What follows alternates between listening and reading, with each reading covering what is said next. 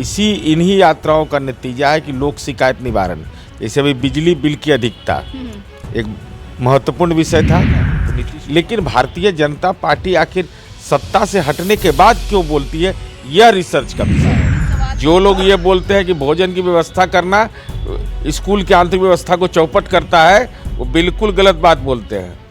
ये माननीय सर्वोच्च न्यायालय के निर्देश पर मिड डे मील है। जो देश के अंदर में हुकूमत करने वाले लोग हैं, इन लोगों ने शिक्षा को भी बाजार के हवाले कर लोग कहा, हमको क्या मतलब इससे है, वो राष्ट्रीय जनता दल का अंदरूनी मामला है। लेकिन नीतीश कुमार पर उंगली उठाएंगे तो एक उंगली उठाएंगे, अरे 2 उंगली रहेगा सिर। हम तो बता रहे हैं, कह तो रहे हैं, हम पर मानहानि का मुकदमा कर दे सुधाकर सिंह, 420 का मुजरिम है वो क्या बोलेंगे। 420 का आरोपी है सुधाकर सिंह। वही तो वही हाल हुआ कि जेल में बैठा हो कोई अपराधी कह रहा है कि अपराध बढ़ गया। जो किसान के हितों के साथ खिलवाड़ कर दे, किसानों का ही माल गटक जाए और वो कहे कि हम तो किसान के बड़े हितैषी हैं। वाह वाह, अद्भुत खेला है, अद्भुत लीला है इन लोग का। नमस्कार, आप न्यूज फाउंडेशन देख रहे हैं, मैं हूं आपके साथ वंदना। बिहार के मुखिया नीतीश कुमार इन दिनों समाधान यात्रा पर हैं। आज अंतिम दिन है। बीजेपी ने कहा कि नीतीश कुमार का यह समाधान यात्रा नहीं है, व्यवधान यात्रा है, तो कुछ लोगों ने कहा कि नीतीश कुमार का यह एजेंडा था। हालांकि नीतीश कुमार की तरफ से लगातार यह बातें बताई गई है और कही भी गई है कि इस समाधान यात्रा से फ़ायदा आगे आने वाले समय में ज़रूर होगा। लेकिन क्या फ़ायदा होगा और क्या नुकसान हुआ अब तक के, हमारे साथ बात करने के लिए हैं बिहार सरकार में पूर्व मंत्री सह मुख्य प्रवक्ता जदयू के नीरज कुमार। नीतीश कुमार के समाधान यात्रा का आज अंतिम दिन है, क्या समाधान हो पाया? कि माननीय मुख्यमंत्री नीतीश कुमार राष्ट्रीय विमर्श की राजनीति में पहले राजनेता है जो सत्ता प्राप्त करने के बाद लगातार यात्राओं की श्रृंखला खड़ा किया। और यात्रा का जो प्रारूप रहा है वो यही रहा है कि मुख्यमंत्री जी कहीं जाते हैं, उसके बाद जिले भर की समीक्षा बैठक होती है। समीक्षा में क्या क्या होता है, सरकार के तमाम विभाग के जो होते हैं उसके प्रगति प्रतिवेदन, उसमें जो काम हुआ है, इन तमाम चीज़ों की समीक्षा होती है पदाधिकारी और जनप्रतिनिधियों की उपस्थिति में। तो पूरे जिले का समीक्षा हुआ कि नहीं? क्या समीक्षा हुआ? जैसे मान लीजिए कि कौन सी योजना का नीतीश कुमार ने किया? हम बता रहे हैं, इसी इन्हीं यात्राओं का नतीजा है कि लोक शिकायत निवारण, जैसे अभी बिजली बिल की अधिकता एक महत्वपूर्ण विषय था। तो नीतीश कुमार जी जब घूमे तो एहसास हुआ, तो देखिए इस संबंध में दिशा निर्देश उन्होंने दिया कि भाई इस संबंध में सरकार कार्रवाई करिए, जो भी है इसकी समीक्षा करिए आप पूरे तौर पर। इसके अलावा लोक शिकायत निवारण कानून हो, दूसरे जो लोक सेवा कानून हो, अथवा पहले क्या होता था कि टेंडर निकल जाता था, ज़मीन की व्यवस्था ही नहीं होती थी। चाहे जीविका दीदी को जो काम मिला, जो अभी स्वास्थ्य के क्षेत्र में उन लोगों को ड्रेस बनाने का काम, विभिन्न काम, ये सब यात्राओं का ही नतीजा है ना। लेकिन भारतीय जनता पार्टी आखिर सत्ता से हटने के बाद क्यों बोलती है, यह रिसर्च का विषय है। अभी सवाल है मुख्यमंत्री के समाधान यात्रा को लेकर के। जिस तरह से 7 निश्चय योजना के तहत नीतीश कुमार ने कई ऐसे योजनाओं का जो है प्रावधान किया और उसका लाभ लोगों तक पहुंच पा रहा है या नहीं, मेन तो कारण यही था क्योंकि आप लोग लगातार ये डंका बजाते रहे कि 7 निश्चय योजना जिसमें नल जल हो गया, जन जीवन हरियाली हो गया, कई चीज़ें उसमें शामिल है। क्या लगता है कि उसके तहत कुछ उसका निष्कर्ष निकल पाया, उसका निदान हो पाया कि सिर्फ अधिकारियों के साथ घूम के रह गए? इंजीनियरिंग कॉलेज नहीं बना बिहार में, मेडिकल कॉलेज नहीं बना, पॉलिटेक्निक नहीं बना, महिला ITI नहीं बना, ये सब 7 निश्चय का ही पार्ट है। और गली नली योजना कैसे बना? विधायक MP तो बहुत दिन से बना रहे थे, 40 साल से नहीं ना बन रहा था, और बनना जरूरी है वो अलग विषय है। ग्राम संपर्क योजना कैसे बना? हर गांव की सड़क संपर्कता थी बिहार में, बिजली पहुंचा था सब जगह, तालाब किसको कहते हैं, खुदाई कहीं होता था? एक श्री बाबू के बाद कोई भी जमींदारी बांध पर एक छिट्टा मिट्टी पड़ा था तो नीतीश कुमार जी के कार्यकाल में बना।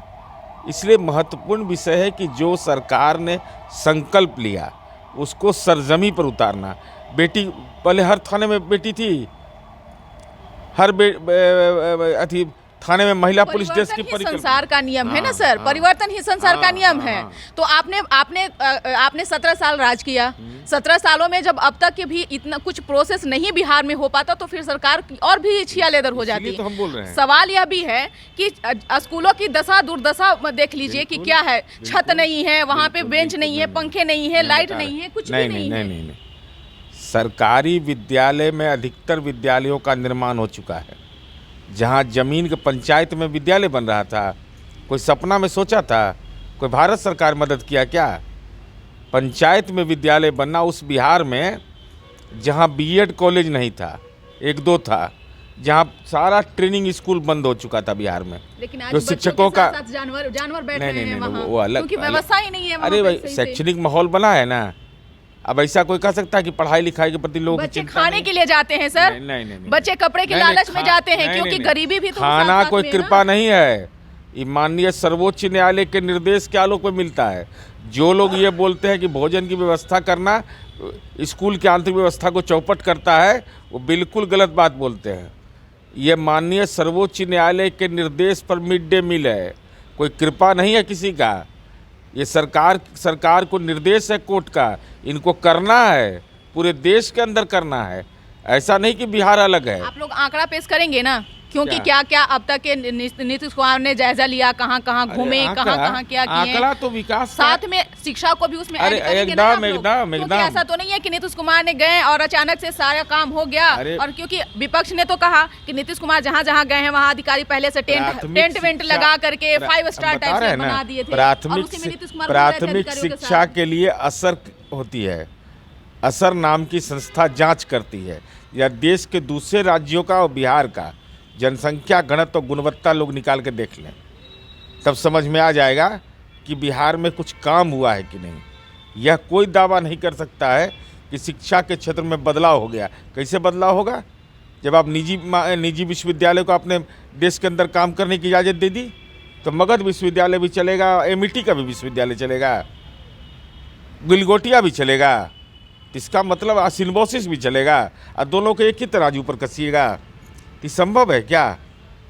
जो देश के अंदर में हुकूमत करने वाले लोग हैं, इन लोगों ने शिक्षा को भी बाजार के हवाले कर दिया। इसीलिए आप लोग बीए का जो डिग्री सर, बातें बहुत है। आप कहिए, आप दूसरे पे थोप रहे हैं, अपनी कमी को देख नहीं रहे हैं। आप बीए का ग्रेजुएशन का जो बच्चा है उसको 7 साल आप लोग क्यों? कौन जिम्मेवार है? कौन नियुक्ति करता है? राज्यपाल कौन नियुक्ति करता है? वाइस चांसलर का बिहार सरकार नियुक्ति करती है। सब बातों को आप क्यों नहीं उठाते हैं? हम लोग लगातार उठाते हैं, लगातार इस बात को बोलते रहे हम लोग। शिक्षा पर बजट भी धीरे धीरे बढ़ता जा रहा है। हम तो कह रहे हैं, खर्च कहाँ हो रहा है? अरे खर्च होता है, मेजर सेक्टर है प्राइमरी एजुकेशन। यहाँ बिहार के कितने बच्चे थे जो विद्यालय नहीं जा पाते थे, नामांकित नहीं हो पाते थे? इसमें दो राय नहीं है। आज विद्यालय में नामांकित हो रहे हैं। युवाओं के लिए, लड़कियों के लिए खास तौर से उन्होंने नहीं, हायर एजुकेशन पर हम आ रहे हैं। हायर एजुकेशन में केवल सरकार को अनुदान देने का अधिकार है, कोई नियंत्रण का अधिकार नहीं है। राज्य सरकार को नियंत्रण केवल एक ही कर सकते हैं ये लोग, राज्य सरकार कर सकती है कि वेतन भत्ता सबका बंद कर दे। तो कीजिए ना भाई, तो बच्चों के भविष्य खराब नहीं होने पूरे देंगे बिहार आप। के शिक्षक कर्मचारी का बंद कर दें। आप लोग एक आशा और उम्मीद का केंद्र बने हुए हैं नीतीश कुमार, लेकिन अब उन उम्मीदों पर पानी फिर रहा है। अरे भाई, हम तो पकड़ करके उत्तर प्रदेश के गोरखपुर तक छापामारी करते हैं और उसको छुट्टी दे देता है कुलाधिपति कार्यालय। क्या हो रहा है? कुलाधिपति कार्यालय से छुट्टी मिल जाता था उसको, कि छुट्टी इनको दे दिया जाता है। भ्रष्टाचार के आरोप में सीधे पेड़ से पैसा गिरता वैसे पैसा गिरा। लेकिन देख लीजिए क्या हालत करके रखा। तो समाधान यात्रा से फायदा होगा? नहीं, समाधान यात्रा से जो गांव के बुनियादी विकास की जो अवधारणा है और उस दिशा में जो काम हुआ है, जिसको सबको दिखाई पड़ता है, कम या अधिक, वो तो चूंकि अब तो बिजली है, ललटेन है नहीं, तो दिखाई तो सबको पड़ेगा। अब सोशल मीडिया है सर, सोशल मीडिया ही देखता है। सोशल मीडिया पे कई वीडियो भी आप देखे अरे निगेटिविटी का कोई अंतर है, लेकिन जो हुआ है वो तो नहीं कोई दिखाता है। ये कोई दिखाता है कि 12 बजे रात में पिताजी को लेकर चला इलाज कराने के लिए?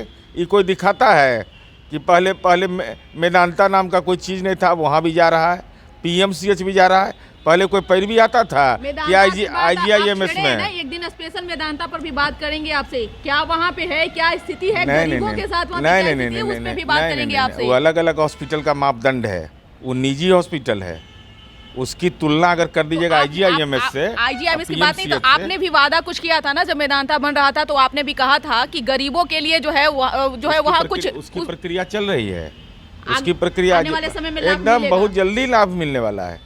वो प्रक्रियाधीन है, उस CGHS से मान्यता उसकी प्रक्रियाधीन है। एक सवाल है कि सुधाकर सिंह का मामला थमने का नाम नहीं ले रहा है। आपने सवाल किया तो सो कोर्ट नोटिस जो है राजद के द्वारा जारी कर दिया गया। क्या 15 दिनों के बाद सुधाकर सिंह ने जवाब दिया, या अब तो तेजस्वी यादव ही जाने, लालू प्रसाद यादव जाने, या फिर स्वयं RJD जाने? जदयू को तो इससे कुछ मालूम नहीं है, जदयू को कुछ पता नहीं है, जदयू तो बस ऐसे ही आस लगाए बैठा रह गया, जदयू को कुछ हासिल नहीं हुआ।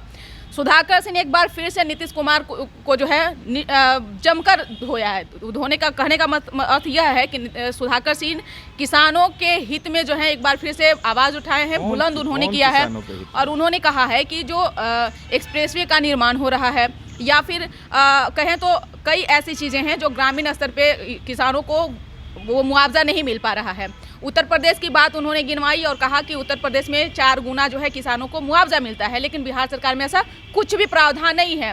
राकेश टिकैत के नेतृत्व में 25 और 26 फरवरी को बड़ा जन आंदोलन करने जा रहे हैं, जनसभा रैली करने जा रहे हैं, प्रदर्शन करेंगे, धरना करेंगे। सुधाकर सिंह ने यह भी कहा कि अगर ज़रूरत पड़ी तो आजीवन आमरण अनशन पर भी बैठ सकते हैं, यानी कि नीतीश कुमार की मुसीबत थमने का नाम नहीं ले रहा है। और आप लोग हाथ पे हाथ एकदम आंदोलन में उनको बैठना चाहिए और अपना एफिडेविट लेके, जो चुनाव में एफिडेविट दिए थे ना कि 420 के हम मुजरिम हैं, ये देना चाहिए कि हम 11 करोड़ की 12 करोड़ का हमको किसानों के चावल घपला का आरोप हम पर है।